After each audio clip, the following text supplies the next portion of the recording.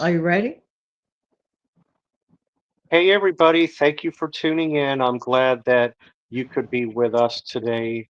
Alongside, I've got Jan from the Save Money and More with Jan channel. Hi. Hey, Steve. Hey, everybody. So, today the- we're going to talk about the do's and don'ts of co signing for a loan. And that could be any type of loan, car loan, a regular loan. It really doesn't matter. So, Janet, what Yes.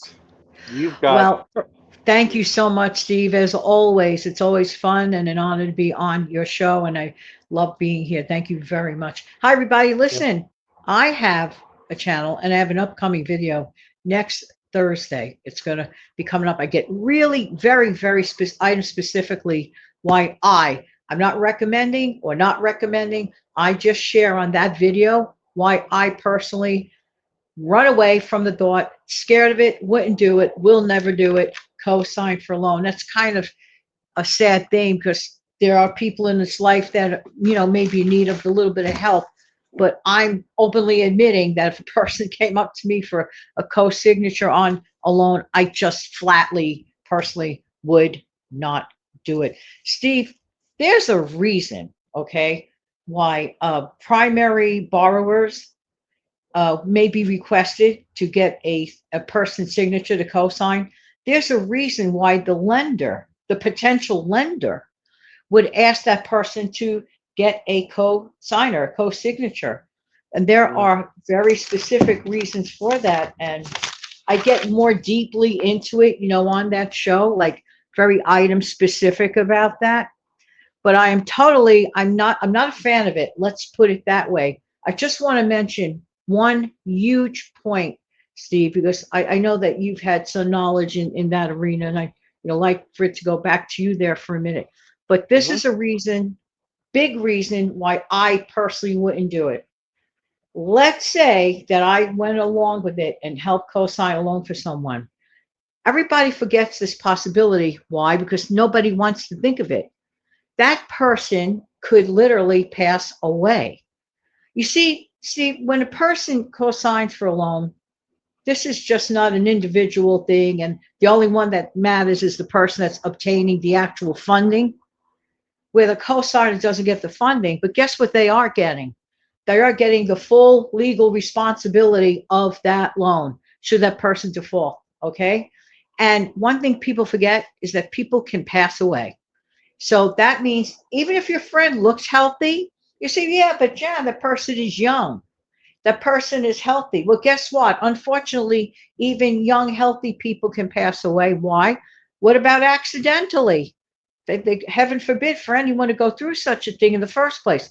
So that means if that happens, the person that co signed is fully responsible for paying it back. That's just the tip of the iceberg. I don't want to get too item specific on my end because I do have a show. And by the way, my show uploads every single day at 5 a.m., not just Monday through Friday, every single day, including Saturday and Sunday at 5 a.m. But next Thursday, about the co signing, I get fully into it on that show. I just thought I'd mention it. So I'm not telling anybody what to do, Steve.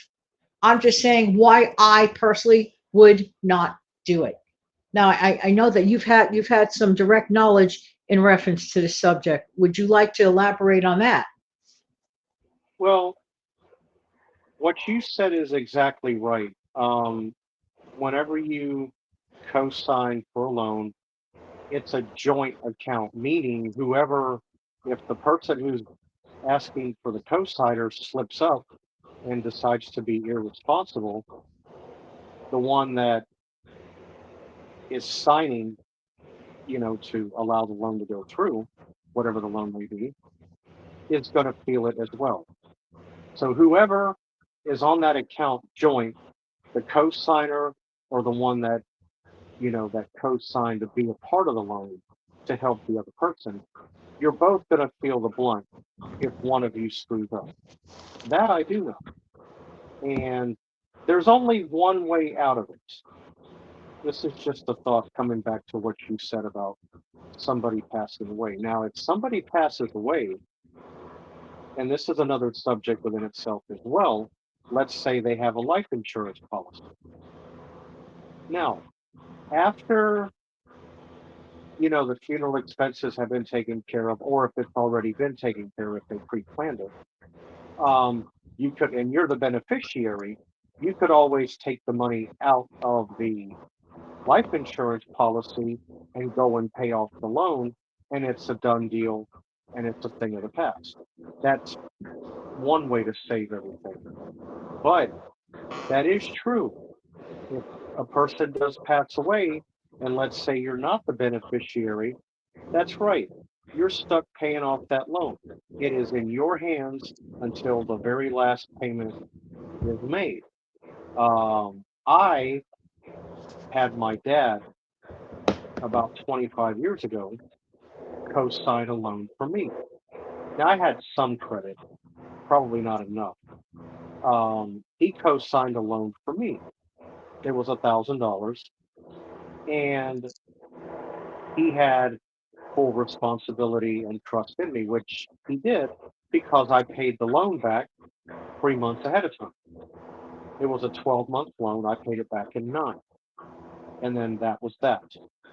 Uh, you know, what I had done is I went in on the ninth month. I said, okay, I owe this amount. I said, I need a payoff amount, which means they would gather up the interest up through that day. They gave me a total and I paid it, and that brought the account to a zero.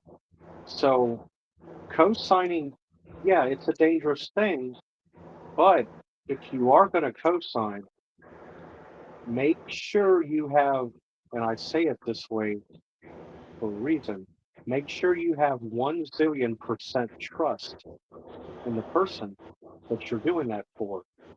Make sure that they are responsible enough to pay that loan back. Otherwise, like you said, expect a lot of pitfalls to go with it. And you are so 100% right, bringing that up about the pitfalls. And one of them happens to be that the cosigner, if things go awry and not in a good direction, the cosigner could potentially get sued. And getting sued, or let's say what people forget about a lot too, about let's say wage garnishments, frozen accounts. This is not good. That is a very scary place to be. And it could be completely avoided. Steve, this is a little bit of a twist on the co-signing thing, but I always feel this way, that an ounce of prevention is worth a pound of cure. What do many people many times take loans out for? Usually for an emergency, things they did not anticipate, or they fell into the rabbit hole of credit card debt. So they want to cover one thing, sort of like robbing Peter to pay Paul kind of situation, like to pay off the other debt, so on and so forth. So I am a true believer of prevention is worth a pound of cure. And, like I said, I don't want to deviate too far from this, but if a person could avoid getting to that space, now there are some situations like the one you just described, which it worked out perfectly, it worked out great, it fulfilled its purpose properly, and there are exceptional situations. I neither recommend nor not recommend. I'm neutral about what to do about that. What I'm only doing is expressing that I personally would run away from it like a bandit because I just don't want to be in a position with all that potential stuff. Because I ask myself, well, why did the potential lending company or institution, financial institution, require for the person to get a co-signature? I mean, it could be like for a lack of credit history, like at all, like at the get-go and all that. I kind of get that. But there are many other reasons. Like, for example, Steve, like people who have unstable jobs.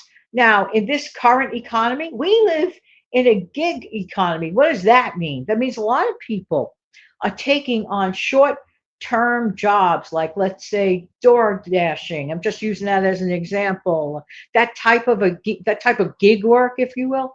And there's like no real stability. Somebody may do that for a while. Somebody may say, let me hang it up. Gone, long gone are the days. Like I expressed this to Steve in the green room before we began the show. I had an uncle who was, let's say, the vice president of a paper company years ago. And he had his position, true story, forever and ever and ever, got the gold watch. I mean, the whole thing. It wasn't a myth back then. People climbed the ladder of success and they got their gold watch and a fat retirement check. This world of right now is so far away from that income stability through a job. Okay, if you can have a job and hang on to it for quite some time, consider yourself in a very good position and really appreciate that. But getting back to this, to the co-signing thing, these are the things that lending institutions they look at. They look at your history. They look at what you have, and they look at where you can go from there. It's Yeah, really about risk assessment. It's about risk assessment. it is. It is. That's the biggie right there. Um, you know, like I said, I've only been a part of the co-signing thing once in my life. I mean, now I wouldn't need it because my credit history is a lot further along than it was back then. I only had maybe 3.5, 4 years of credit, and most of my credit history at that point was like small credit card debt that I would charge and pay back, charge and pay back, you know, that type of thing. But I guess they wanted more, they wanted a little bit more stability. They wanted to see like four, five, six, eight, 10 payments in a row, which I was not doing at the time. I was paying my cards off in full, which Hmm. is better for the consumer, but the credit companies or the bureaus or whatnot, credit unions and all that, and cards, they don't like that. They want you to have a little bit of, you know, a few payments in there. So I did 9 out of 12 personally, and Hmm. that gave me a little bit more stability after that. And it did help my score just a little bit. I'm sure it probably raised it a good 10 or 15 points after that. But no, but that's the biggie though, credit score. And the biggie though is credit history. If you don't have enough credit history and the score plays along with it too, no, they're going to turn you down. They're going to have you say, they're going to come back at you and say, well, if you want this loan, unless you have a cosigner, you can't get it. Or wait a while and, build your credit up some and then come back. So that's what I would do. I would, if I don't have enough credit stability or history, I would build a little bit more credit history 6, 8 months down the road, maybe a year, and then retry again. And then odds are, the chances are that you'll get approved and the loan will be solely yours. It'll be your loan. Now, if you slip up on it, that's your problem. Nobody else will feel the blunt. That's the only thing. That's the only, again, as you and I were talking about, that's the only bad thing about a cosign or being a cosigner is that if you have to be a cosigner to somebody who's not responsible and you've got a great credit history, let's say you carry a 785 credit score, your credit score can go from a 785 down to a 615 overnight. Wow. I mean, a 615 is not terribly bad, but it's not the greatest either. But that's a lot of a hit. That's a 175-point drop. Oh, and no, no, no, no, no. You're just better off doing your own thing. Don't don't co-sign it. It's dangerous territory when you start getting into it. And I just want to throw in something since we're on the subject of borrowing money. If you can work it out truly with a trusted family member, I have to say two words: honor it. Honor it. To be blessed enough to have a family member that would be so kind as to help the person out, the right thing to do. It's always the right thing to do. You should honor it, whether it's your family member or a bank. But if your family member, because to avoid all that, bank stuff, really and truly, from the bottom of my heart, take that as a very, very amazing thing that the family member would be doing. That's, again, my opinion. No, no. It's more than an opinion because you're right. Um, no, yeah. Bottom line, though, in this video, don't do it. Don't do it, no matter what. Um, I don't know. Even a part of me, even if you trust the person and you know that they're going to pay it back, a part of me still says no. Don't do it. Yeah, Let let yeah. them let them the person that needs the money, let them stand on their own 2 feet and you know get a loan for themselves. If it takes a little while longer to approach the goal, so be it. You know, no, you're just a lot better off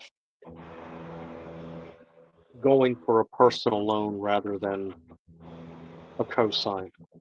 But you know, There you go. yeah. Well, Jan, this was a nice subject. It was nice for you to stop by. Thank you so much. You're welcome. So anyway, guys, there's one thing I want to mention, and I mention it at the end of all my videos, and I don't want to sound like I'm begging because I'm not. Um, I do like to be shown recognition for the videos that I put out. No, I'm not fully monetized, but I do like receiving Amazon gift cards. And there is no amount too little or too big that you could send. It's very easy to do. You just go to the Amazon website, type in Amazon gift card. You'll see a black card, click on it. Just follow the prompts, enter the amount, enter the person's email address, which you'll find on my main YouTube page, and then just follow the prompts. It's self-explanatory. 3 or 4 clicks and you're done. It's very simple. Um, Also, if you like what you see, please give us a give a thumbs up and subscribe if you'd like to subscribe. That would be great. There's a lot of great content here to go back and look through that I or Jan and I have put out, you know, over the years that I've been a YouTube content creator. Well, anyway, I hope all of you have a great whatever time of day it is, whatever time of day it is for you. And I or we will see you back here next time. Bye for now. Bye bye.